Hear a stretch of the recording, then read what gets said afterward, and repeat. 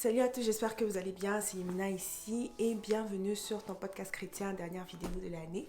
J'espère que pour toi, on est le 30, donc le 30 décembre. J'espère que jusque là, tu as pu avoir un peu de temps pour toi en dehors des fêtes, de la frénésie relative, indépendamment de où tu vis dans le monde.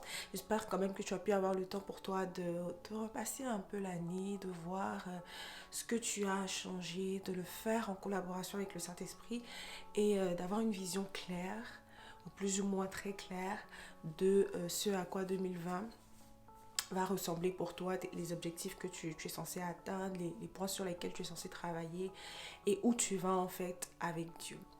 Donc avant de terminer cette année, moi la vidéo que je vous apporte aujourd'hui, c'est un peu un genre de chit-chat en fait. Parce que si vous êtes sur les réseaux, c'est sûr que, et constamment sur les réseaux, il y a un peu de tout. Donc il y a des témoignages joyeux, il y a des témoignages tristes. Vraiment, il y a un afflux d'informations parce que chacun veut partager un peu son témoignage. Chacun veut apporter un peu sa pierre à l'édifice des témoignages de fin d'année.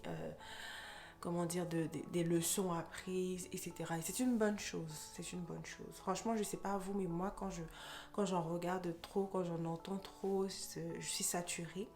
Et il faut en fait que je fasse une pause de ces réseaux-là parce que ça fait un peu trop d'informations et puis un peu trop d'émotions en même temps. De la joie, de l'extrême joie, de la tristesse, l'extrême tristesse, etc. Donc, quand tu te connais, tu sais comment, ou du moins tu peux arriver à réguler certaines choses.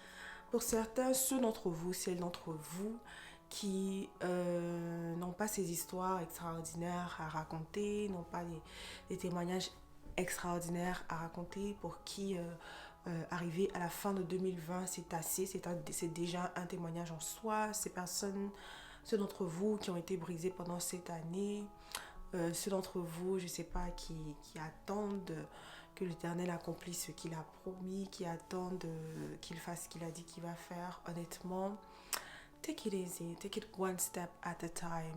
Hein? Parce que je sais que c'est pas facile, par exemple. C'est pas tous les cœurs, et ça je l'ai appris, je l'ai vu aussi, c'est pas tous les cœurs qui arrivent tout le temps à se réjouir dans tout.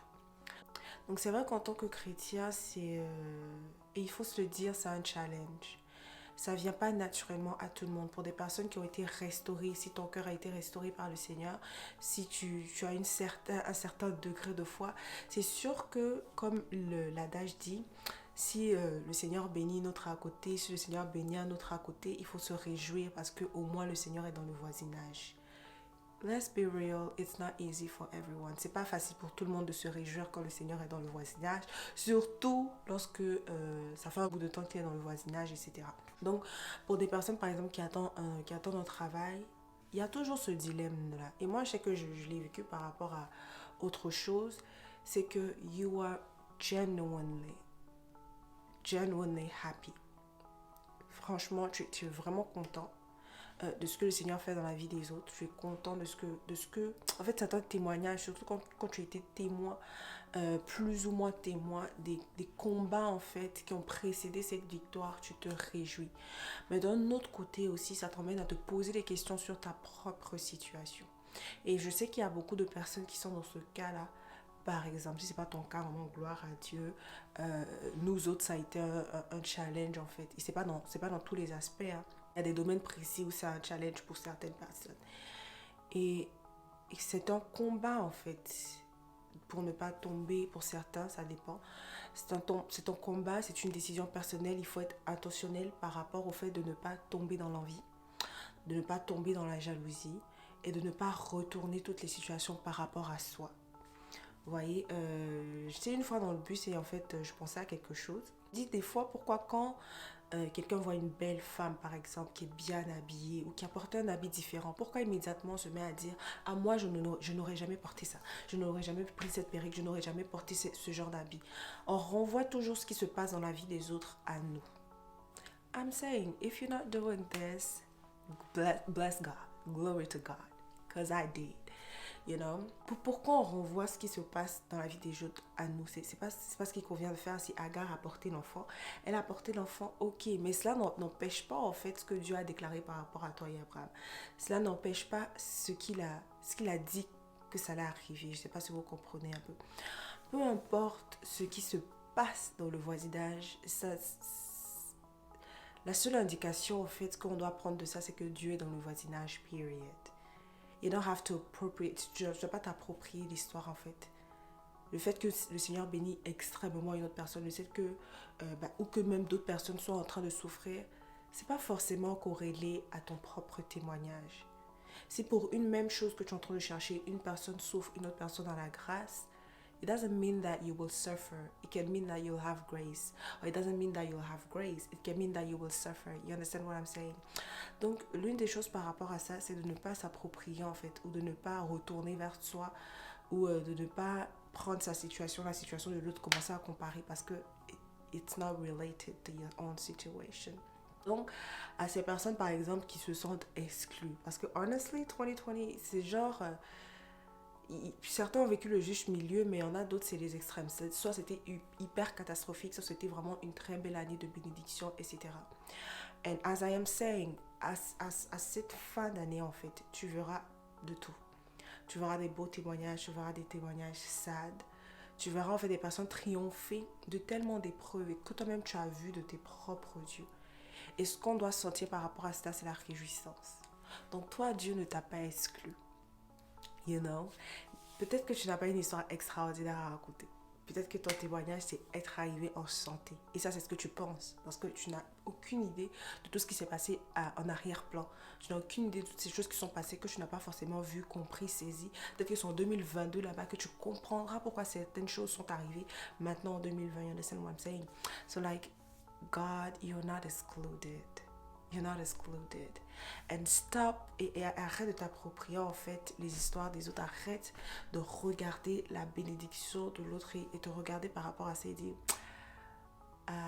Lord, you showing up there, but low key you are kind of forgetting. No. What is happening over there is happening over there. What's happening here is happening here. Et tu auras ton propre témoignage, tu auras les mêmes choses à raconter. Deuxième chose, c'est que arrêtons de nous consoler en disant, et ça j'en parlais avec ma sister pendant une fois, je lui ai dit, c'est vrai que des fois on se dit, oh, moi par exemple, ma bénédiction tarde, l'accomplissement de la promesse du Seigneur dans ma vie tarde, donc je ne m'en fais pas parce que je sais que le Seigneur va me donner plus que ce que l'autre a reçu, plus que ce que tel ou tel a reçu. Stop it. Non, stop it. It's a lie. Ok, la vie, c'est pas une compétition. Ce que l'autre a reçu, c'est la grâce de Dieu. C'est proportionnel à sa destinée. Le Seigneur fait grâce à qui il fait grâce. Il fait miséricorde à qui il fait miséricorde. So, arrête de te motiver. Arrêtons de nous motiver en pensant que, well, comme ce qui me concerne tarde, par exemple, donc c'est sûr que le Seigneur va me bénir à une dimension plus que ce que tout le monde a reçu. Le Seigneur n'est pas en train de bénir. Le Seigneur ne veut pas nous bénir pour rendre les autres malheureux, pour frustrer les autres. Non, c'est une gloire que le Seigneur veut tirer de ce témoignage-là. La bénédiction de Sarah a duré. Ça a duré. Entre Abraham et Sarah, leur bénédiction a duré. Mais ce qu'ils ont pu gagner dedans, c'est un seul enfant. Alors que le Seigneur a promis une multitude. Mais c'est à travers Isaac qu'il allait avoir la multitude. Donc c'est un seul enfant. Elle pouvait dire, ah mais Seigneur, j'ai attendu tellement d'années. Normalement, c'est beaucoup d'enfants que tu voulais me donner. Non. Just one. So ne te motive pas en pensant que, well, God will... Ce n'est pas une compétition. The life is not a competition. What's happening over there is happening over there. What's happening here is happening here. You know? So, Dieu ne nous exclut pas. Dieu ne nous a pas exclus. Sa présence dans le voisinage, c'est sa présence dans le voisinage. Ce qu'il a fait dans une maison n'est pas forcément une indication de ce qu'il va faire ici parce que nous sommes des individus différents, nous avons des appels différents, nous avons des relations avec Dieu différentes. It's all good. When you see a beautiful... Avec ceux qui sont heureux, réjouis-toi. Avec ceux qui sont tristes, sois triste avec eux. Sois compatissant, compatissante. It's all good. So, alors que nous allons entrer dans cette nouvelle année, ce que je veux t'encourager à faire, c'est ce que je vais nous encourager. Parce que je me mets dans le lot, you know. I have work to do. The Lord has work to do inside of me. And it's good. It's a process. C'est un processus. Et nous sommes tous appelés à devenir encore plus que ce que Dieu nous appelle. Nous sommes tous appelés à être encore plus, à manifester Christ à manifester Christ encore plus. So it's a process, it's a good thing. But you have to be, tu dois être honnête avec toi-même, honnête avec Dieu, sur l'état de ton cœur, sur l'état de tes pensées, et lui remettre toutes choses, entre ses mains. Ce qu'il a déclaré, il est fidèle pour l'accomplir. But don't compare, or don't try to use other people as a comparison. Like, no. Rejoice that God is blessing others. En tout cas, moi, en ce qui concerne les témoignages, j'en ai vu tellement, surtout en ce mois de décembre, qui ont réjoui mon cœur à une dimension. Mais j'ai décidé de ne pas laisser cela, en fait, me rendre triste. Parce que après avoir fini de se réjouir pour les autres, on peut facilement tomber dans le « Oh well, God, I've been waiting too. Oh well, God, this project has to come out too. Oh well, so many things. » Réjouissons-nous avec ceux qui se réjouissent, pleurons avec ceux qui sont en train de pleurer. Et Dieu est souverain. At this point, like, où je suis assise ici, hein? Je ne compte pas sur whatever I deserve. Je ne compte pas sur ce que je mérite. Je veux la grâce. I don't want what I deserve. I want grace. I'm relying on grace. Je m'appuie sur la grâce de Dieu. Et c'est ce que je recherche. So, don't tell God, I have prayed, I have fasted. Nah. Just ask for grace. Ask for grace. Parce que, ultimement, Dieu ne nous doit rien. Et il est souverain. Il fait ce qu'il veut, à qui il veut. Il y a des choses qui nous arrivent qu'on ne mérite pas. En mal et aussi en bien. Mais on se rappelle toujours de ce qu'on ne mérite pas en mal, alors qu'il y a des grâces qu'on ne mérite pas. De bonnes choses, en fait, qu'on ne mérite pas. So either way, wherever you are, God bless you. Focus on Him. Focus on Him, focus on Him. Et je prie en fait, si vous avez regardé le temps de la vidéo, je suis tellement zen, c'est comme si je ne suis pas ici. That's because Dieu m'a rempli avec tellement de paix et de calme. Et quand je rentre dans cette année, c'est avec beaucoup de paix et de calme par rapport à ce qu'il va faire. Même si ce sont des choses extraordinaires. I am peaceful and I am stable in Him. Et je prie que ce soit ton partage. Seigneur, je prie pour cette personne qui est derrière l'écran, que tu puisses bénir son cœur, que tu puisses restaurer son cœur, que tu puisses, Seigneur, nous permettre de nous focaliser sur ce que tu es en train de faire, Papa.